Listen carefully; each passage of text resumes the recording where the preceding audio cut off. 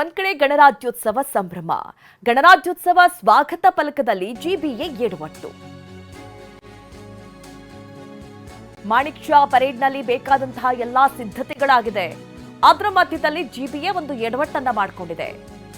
GBA ಆಗಿ ಬದಲಾದ್ರೂ BBMP ಅಂತಾನೆ board ಇದೆ.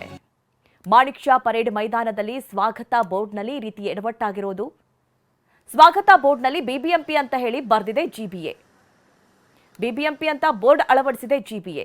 ಈ ಬಗ್ಗೆ ಹೆಚ್ಚಿನ ಡೀಟೇಲ್ಸ್ ಅನ್ನ ನೀಡ್ತಾರೆ ನಮ್ಮ ಪ್ರತಿನಿಧಿ ವಿನಯ್. ನೇರ ಸಂಪರ್ಕದಲ್ಲಿ ನಮ್ಮನ್ನ ಜಾಯ್ನ್ ಆಗ್ತಾ ಇದ್ದಾರೆ.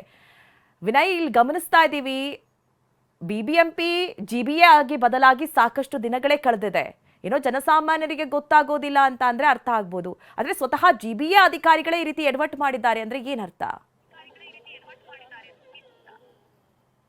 ಖಂಡಿತ, ಯಾಕೆಂದರೆ 77ನೇ ಗಣರಾಜ್ಯೋತ್ಸವ ಕಾರ್ಯಕ್ರಮ ದೊಡ್ಡ ಕಾರ್ಯಕ್ರಮ, ಜಿಲ್ಲಾಡಳಿತ ಮತ್ತು ಜಿಬಿಎ ನೇತೃತ್ವದಲ್ಲಿ ಅವರ ಆಯೋಜನೆಯಲ್ಲಿ ನಡೆಯುವಂತಹ ಕಾರ್ಯಕ್ರಮ. ಈ ಕಾರ್ಯಕ್ರಮದಲ್ಲಿ ಒಂದು ದೊಡ್ಡ ಎಡವಟ್ಟನ್ನು ಜಿಬಿಎ ಮಾಡಿರುವಂಥದ್ದು. ಯಾಕೆಂದರೆ ಈಗಾಗಲೇ ಗ್ರೇಟರ್ ಬೆಂಗಳೂರು ಪ್ರಾಧಿಕಾರ ಅಂತ ಹೇಳಿ ರಚನೆಯನ್ನು ಕೂಡ ಮಾಡಿರೋದಂತೂ ಪ್ರಾಧಿಕಾರವನ್ನು ಕೂಡ ಮಾಡಲಾಗಿದೆ. ಆದರೆ ಇಷ್ಟೆಲ್ಲ ಆದರೂ ಕೂಡ ಜಿಬಿಎ ಆಗಲಿ ಅಥವಾ ನಗರ ಜಿಲ್ಲಾಡಳಿತ ಆಗಲಿ ಇದನ್ನು ವಿವೇಚನೆಗೆ ತೆಗೆದುಕೊಳ್ಬೇಕಾಗಿತ್ತು. ಯಾಕೆಂದರೆ CM DCM ರಾಜ್ಯಪಾಲರು ಭಾಗಿಯಾಗುವಂತಹ ಒಂದು ರಾಜ್ಯಮಟ್ಟದ ದೊಡ್ಡ ಕಾರ್ಯಕ್ರಮದಲ್ಲಿ ಇಂತಹ ಒಂದು ಎಡವಟ್ಟನ್ನು ಮಾಡೋದಿದೆಯಲ್ಲ, ಇದು ದೊಡ್ಡ ಅಧಿಕಾರಿಗಳ ನಿರ್ಲಕ್ಷ್ಯತನವೇ ಇದರಲ್ಲಿ ಕಂಡು ಬರ್ತಾ ಇದೆ. ಯಾಕೆಂದ್ರೆ ಈಗಾಗಲೇ ಎಲ್ಲವೂ ಕಡೆ ಕೂಡ ಬದಲಾವಣೆಗಳಾಗ್ತಾ ಇದೆ.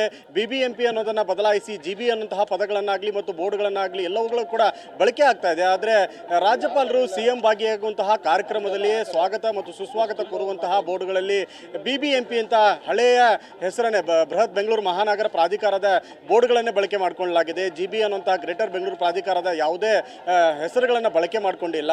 ಇನ್ನು ಜಿಬಿಎ ಸ್ವತಃ ತನ್ನ ನಿದ್ದೆಯಲ್ಲಿದ್ದು ಈ ರೀತಿಯಂತ ಪದಗಳ ಬಳಕೆ ಮಾಡ್ತಾ ಇದೆ. ಅಧಿಕಾರಿಗಳ ದೊಡ್ಡ ನಿರ್ಲಕ್ಷ್ಯತನ ಕಂಡು ಬರ್ತಾ ಇದೆ. ಅಂದ್ರೆ ಇನ್ನು ಜನಸಾಮಾನ್ಯರು ಕೂಡ ಇನ್ನು ಹಳೆಯ ಹೆಸರುಗಳನ್ನು ಬಳಕೆ ಮಾಡುವಂಥದ್ದಾಗಿರ್ಬೋದು, ಮತ್ತು ಪ್ರಾಧಿಕಾರ ರಚನೆ ಆದರೂ ಕೂಡ ಅದರ ವಿವೇಚನೆ ಇಲ್ಲದೆ ಇರುವಂಥದ್ದು ಸಾಮಾನ್ಯವಾಗಿ ಕಂಡು ಬರ್ತದೆ. ಹೀಗಾಗಿ ಅಧಿಕಾರಿಗಳು ಈ ಬಗ್ಗೆ ಎಚ್ಚೆತ್ತುಕೊಳ್ಬೇಕು. ಈ ರೀತಿಯಂತಹ ಮಹಾಪರಾಧಗಳ ಬಗ್ಗೆ ಸಾಕಷ್ಟು ಶಿಸ್ತಿನ ಕ್ರಮಗಳನ್ನು ಕೂಡ ಕೈಗೊಳ್ಳುವಂಥದ್ದು ಅನಿವಾರ್ಯ ಆಗಿರುವಂಥದ್ದು.